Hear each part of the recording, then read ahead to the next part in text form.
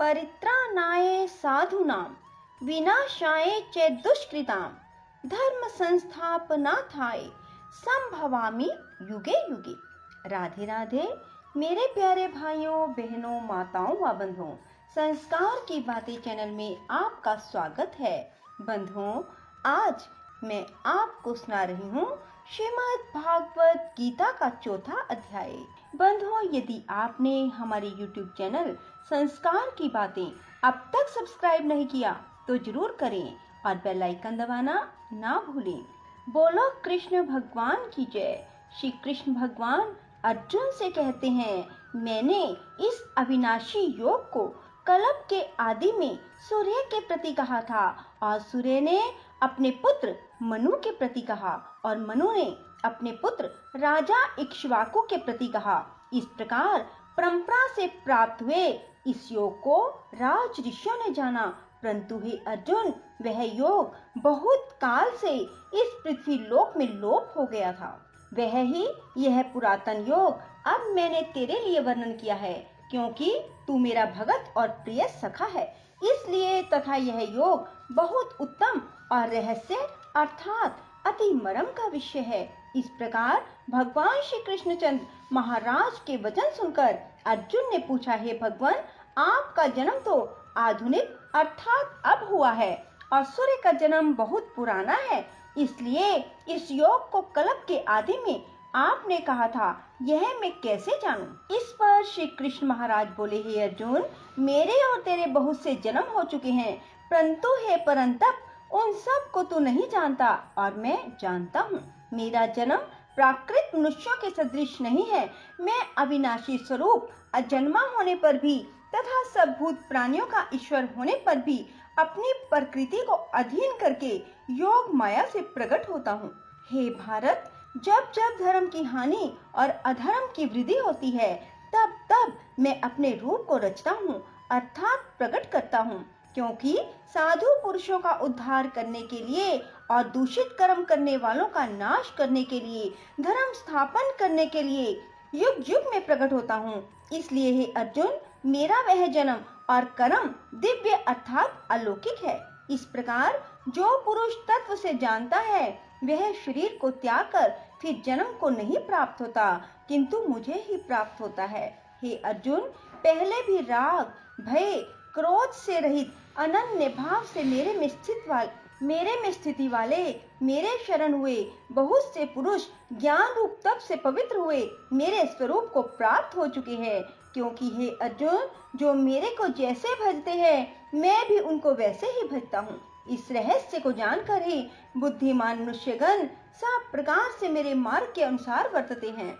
जो मेरे को तत्व से नहीं जानते हैं, वे पुरुष इस मनुष्य लोक में कर्मों के फल को चाहते हुए देवताओं को पूजते हैं और उनके कर्मों से उत्पन्न हुई सिद्धि भी शीघ्र होती है, परंतु उनको मेरी प्राप्ति नहीं होती। इसलिए तू मेरे को ही सब प्रकार से भज।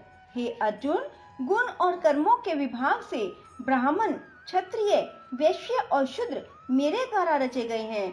उनके कर्ता को भी मुझ अविनाशी परमेश्वर को तू अकर्ता ही जान, क्योंकि कर्मों के फल में मेरी सप्रिया नहीं है, इसलिए मेरे को कर्म लिपायमान नहीं करते। इस प्रकार जो मेरे को तत्व से जानता है, वह भी कर्मों से नहीं बनता है। पहले होने वाले मुमुक्ष पुरुषों द्वारा भी इस प्रकार जानकर ही कर्म किया गया है। इससे तू पूर्वजों द्वारा सदा के लिए ही कर्म को कर। परंतु कर्म क्या है, अकर्म क्या है, ऐसे इस विश्व में बुद्धिमान पुरुष भी मोहित है। इसलिए मैं वह कर्म अर्थात कर्मों का तत्व तेरे लिए अच्छी प्रकार कहूँगा कि तू जिसको जानकर अशुभ अर्थात संसार बंधन से छूट जाए। कर्म का स्वरूप भी जानना चाहिए और अकर्म का स्वरूप भी जानना चाहिए। निषिद्ध कर्म का स्वरूप जानना चाहिए, क्योंकि कर्म की गति गहन है।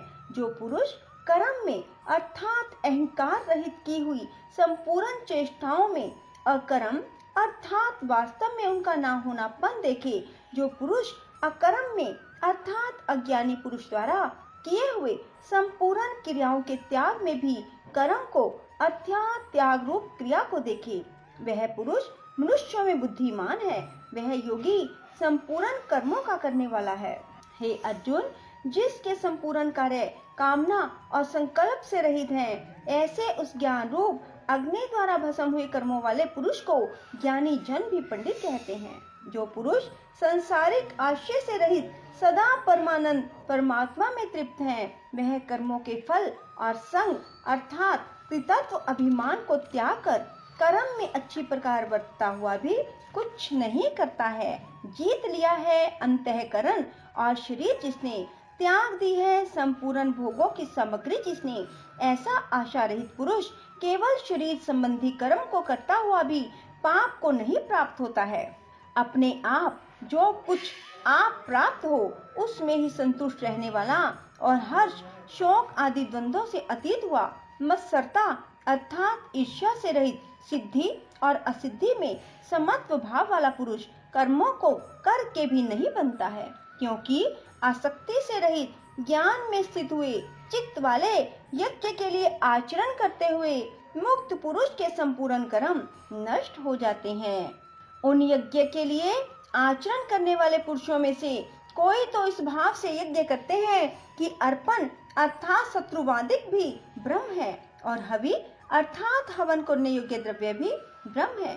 ब्रह्म रूप अग्नि में ब्रह्म रूप कर्ता के द्वारा जो हवन किया गया है वह भी ब्रह्म ही है। इसलिए ब्रह्म रूप कर्म में समाधिस्थ हुए उस पुरुष द्वारा जो प्राप्त करने योग्य है वह भी ब्रह्म ही है। दूसरे योगी जन देवताओं के पूजन रूप यज्ञ को ही अच्छी प्रकार उपासते हैं अर्थात करते हैं। दूसरे ज्ञानी जन पर ब्रह्म परमात्मा रूप अग्नि में यज्ञ के द्वारा ही यज्ञ को हवन करते हैं। अन्य योगी जन श्रोता आदि सब इंद्रियों को संयम अर्थात स्वाधीनता रूप अग्नि में हवन करते हैं अर्थात इंद्रियों को विषयों से रोककर अपने वश में कर लेते हैं। और दूसरे योगी लोग शब्दादिक विषयों को इंद्रिय रूप अग्नि में हवन करते हैं अर्थात राग द्वेष रहित इंद्रियों द्वारा विषयों को ग्रहण करते हुए भी भस्म रूप करते हैं। दूसरे योगी जन संपूर्ण इंद्रियों की चेष्टाओं को प्राणों के व्यापार को ज्ञान से प्रकाशित करते हुए परमात्मा में स्थिति रूप योग अग्नि में हवन करते हैं।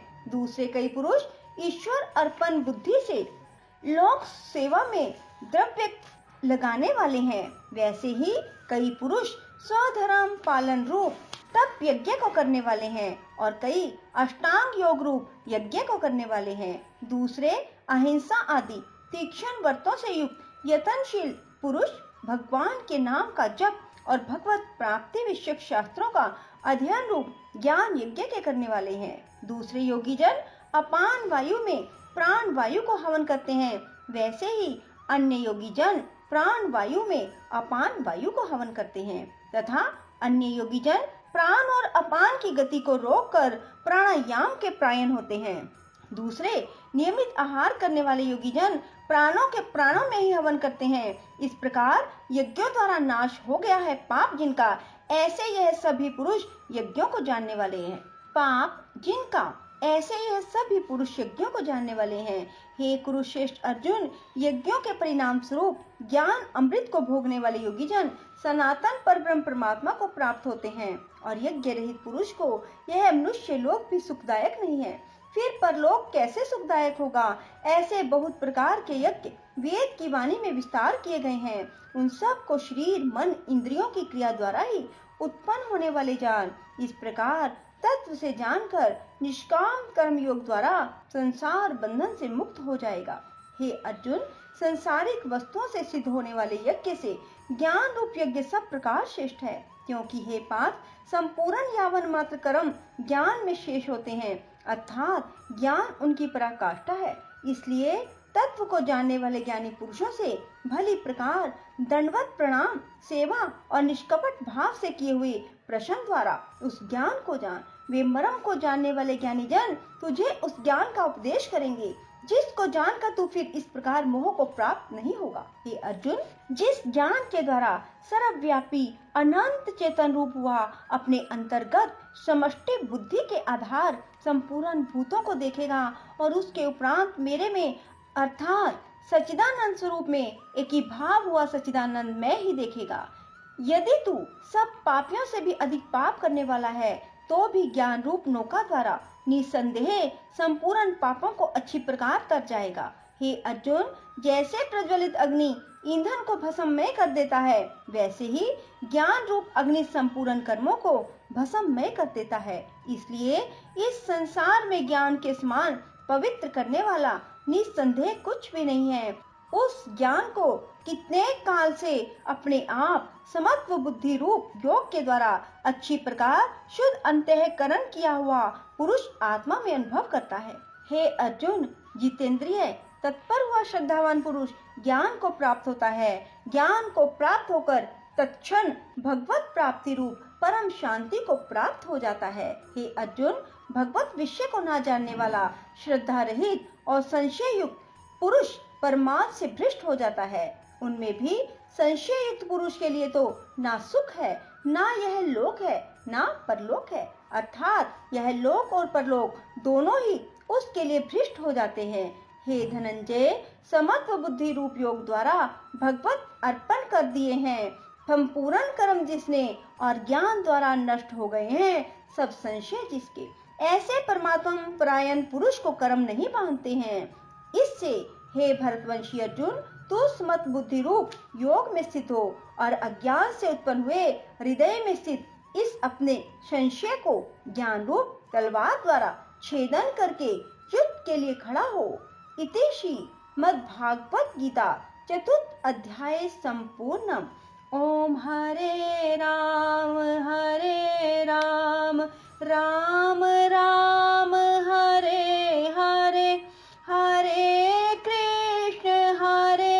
कृष्ण कृष्ण कृष्ण हरे हरे। राधे राधे। जय श्री कृष्णा। बंधुओं, यदि आपको हमारी वीडियो पसंद आए तो इसे लाइक करें और शेयर भी जरूर करें, ताकि आपके मित्र, आपके रिश्तेदार भी इससे फायदा उठा सकें।